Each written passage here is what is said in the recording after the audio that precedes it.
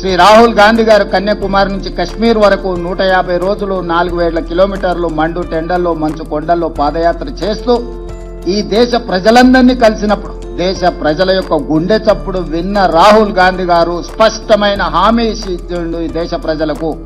ఏ రాష్ట్రంలో మా ప్రభుత్వం ఏర్పడుతుందో ఆ రాష్ట్రంలో మేము జనగణనలో కులగణను ఏర్పాటు చేస్తాము, వివరాలు సేకరిస్తాము. ఈ రోజు రాహుల్ గాంధీ గారి హామీ మేరకు తెలంగాణ ప్రజలు కాంగ్రెస్ కు ప్రభుత్వాన్ని అందించడం జరిగింది.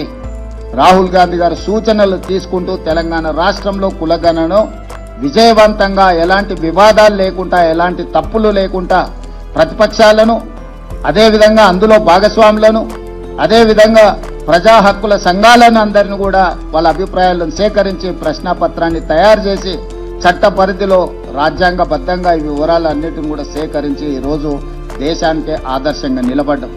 రాహుల్ గాంధీ గారికి ఈరోజు తెలంగాణ ప్రజల తరఫున నేను ధన్యవాదాలు తెలియజేయదలుచుకున్న, బలహీన వర్గాల తరఫున నేను ధన్యవాదాలు తెలియజేయదలుచుకున్న.